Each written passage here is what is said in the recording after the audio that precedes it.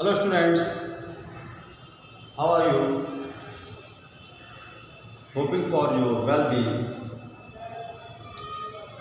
Children, आपकी poem fourth childhood चल रही है।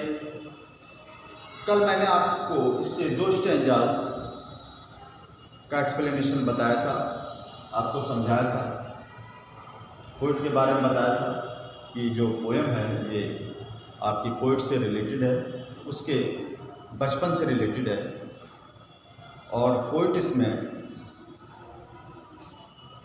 ये बताने की कोशिश करता है कि उसका जो बचपन है, उसका चाइल्डहुड है, कब चला गया।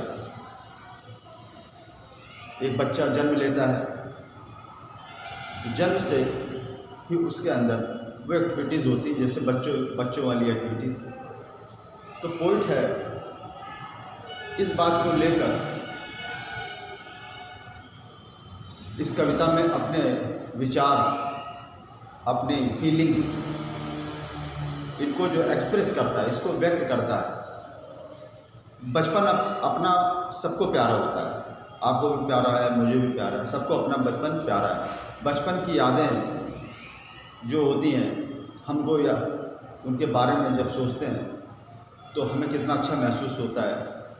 बचपन में हर व्यक्ति प्रसन्नचित्त था, उसको कोई टेंशन तनाव जैसी चीज़ नहीं थी। जैसे जैसे बचपन से हम आगे मैच्योरिटी की तरफ बढ़ते हैं तो हमारे जीवन में तमाम तरीके से हमें स्ट्रगल करने पड़ते हैं,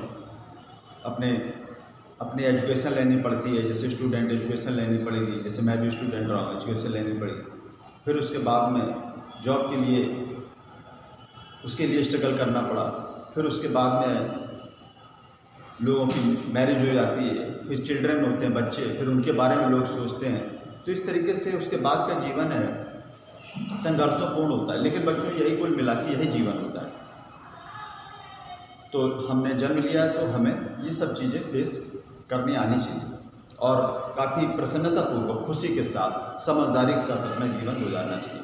तो बचपन जो कवि है, आपका पोइट है, तो वो अपने बचपन के विषय में सोचता है कि उसका बचपन किस एज में चला गया। तो पहले स्टेंजा में बताया गया कि 11 वर्ष की उम्र थी, तो उस समय वो महसूस हुआ कि जब कि उसका बचपन धीरे धीरे, उसके उम्र बढ़ रही है और बचपन पीछे जा रहा है।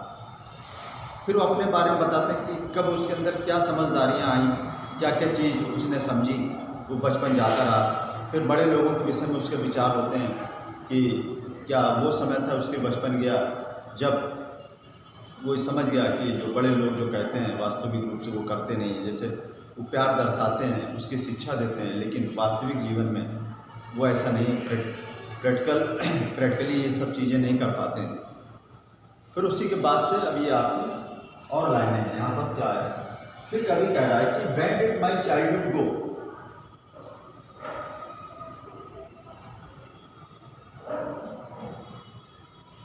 कवि पूछ रहा है कि उसका बचपन कब चला गया। Was it when I found my mind was really mind.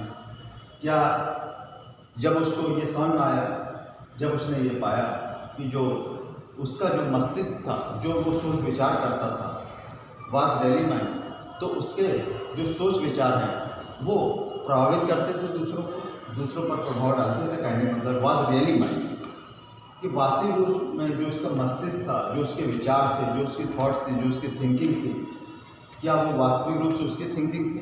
जब उसे ये समझ में आया तो उसका बचपन चला गया। To use whichever way I choose. जब उसे ये पता लगने लगा कि कोई भी वो मार्ग चुनना चाहे तो वो चुन सकता है, क्या ऐसा समय था जब उसका बचपन गया। Producing thoughts that were not those of other people. क्या उसका बचपन उस समय चला गया।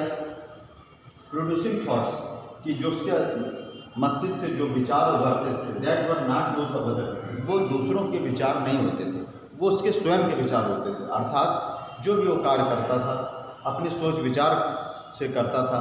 किसी ने बोल दिया कि बच्चे ये करो तो ऐसा नहीं करता था। क्या ऐसा समय था जब उसका बचपन चला गया। But my own and my alone, वो कहता था जो भी उसके विचार थे वो अपने उसके स्वयं थे, केवल उसके अपने थे। वॉज दैट द डे, क्या ये दिन था कि जब उसका बचपन चला गया। Where did my childhood go, फिर यह है कि उसका, फिर कवि कह रहा कि मेरा बचपना कब चला गया। It went to some forgotten place, वो किसी ऐसे स्थान पर चला गया जो भुलाया जा चुका था। That's hidden in an infants face, जो कि शायद संभवतः किसी जो छोटा बच्चा होता है, बहुत ही छोटा बच्चा होता है, उसके चेहरे पर झलकता है। दैट्स ऑल आई नो, फिर कभी कहता है यही वो सब चीज़ें जानता है। उसको फिर एक बार देखिए, where did my childhood go, वो पूछता है कि उसका बचपन कहाँ चला गया। क्या वो किसी अनजाने स्थान पर चला गया है जिसको वो विस्मृत कर चुका है, पोइट जिसको भी भूल चुका है, फॉरगेट कर चुका है, और वो उसका बचपन शायद किसी जो इन्फेंट है, जो बहुत छोटे बच्चे हैं, उनके चेहरे पर झलकता है। क्या वो बचपन वास्तविक रूप से वो कवि का बचपन है। दैट्स ऑल आई नो, फिर कवि लास्ट में बोलता है कि यही सब चीज़ें हैं अपने बचपन खोने के विषय में और मैच्योरिटी बढ़ने के विषय में, जिसकी कि वो अपने बारे में अपने समझ के हिसाब से जानता है। तो बच्चों, आशा करता हूँ कि ये पोएम आपको हिंदी में अच्छी तरीके से क्लियर हो गई होगी। अब इसके आगे कल मैं इसके आपको एक्सप्लेनेशन, रेफरेंस कॉन्टेंट एक्सप्लेनेशन वगैरह कराने की कोशिश करूँगा। ठीक से पोएम आप लोग समझते जाइए। जो भी कोई प्रॉब्लम हो उसको आप अपने ग्रुप में सेंड करें, मैं सॉल्व करने की कोशिश करूँगा। Thanks for today.